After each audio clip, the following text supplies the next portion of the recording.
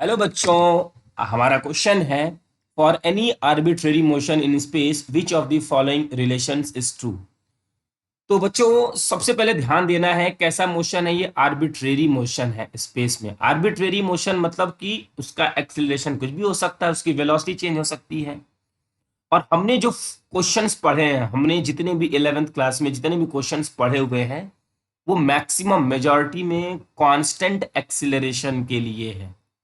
Constant acceleration के लिए, जैसा कि हम जानते हैं काइनेमेटिक्स की जो हमारी इक्वेशन है, जो हमारी टीचर्स क्लास में भी पढ़ाते हैं, काइनेमेटिक्स इक्वेशन वो किसके लिए वैलिड होती है? कांस्टेंट एक्सीलरेशन के लिए। तो हमारा जो मोशन है बच्चों कैसा है? कांस्टेंट एक्सीलरेशन नहीं, आर्बिट्रेरी है। चलिए हम अपने इस ऑप्शन को पढ़ते हैं। v average is equal to half vt1 plus vt2।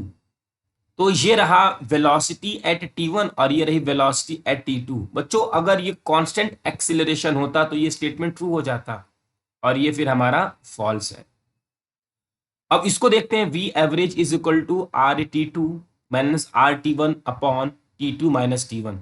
इसको देखिए, ये हमारे एनसीईआरटी में भी डायग्राम बना हुआ है।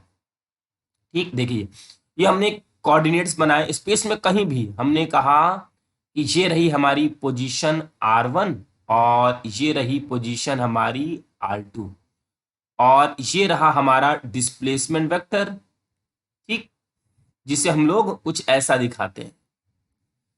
तो यहाँ पे जो R1 R2 है, ये एक्चुअली में R1 R2 ही तो है। ये R1 ये R2, बस यहाँ पे T1 और T2 के फॉर्म में रिप्रेजेंट किया गया है।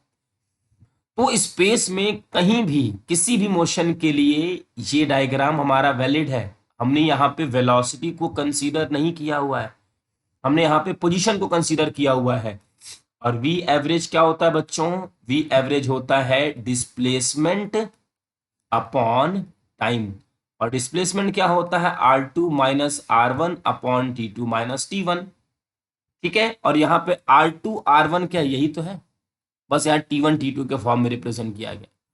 तो ये किसी भी मोशन के लिए वैलिड स्पेस में कहीं भी, क्योंकि हम इसमें कहीं भी वेलोसिटी नहीं ले रहे हैं, और वेलोसिटी नहीं तो एक्सीलरेशन नहीं। ओके बच्चों, ये हमारा स्टेटमेंट सही है। v is equal to U plus A T, ये तो हमारी इक्वेशन है। v is equal to U plus A T. यहाँ पे फिर से वेलोसिटी ले लिया हमने, मीन्स ये हमारे किसके लिए है? कांस्टेंट एक्सीलरेशन के लिए, और हमारा मोशन तो कांस्टेंट है ही नहीं। यहाँ पे फिर से वही खेल। तो हमारे इस क्वेश्चन का आंसर बच्चों 2। आई होप कि आपको ये क्वेश्चन अच्छे से समझ में आ गया होगा। Thank you.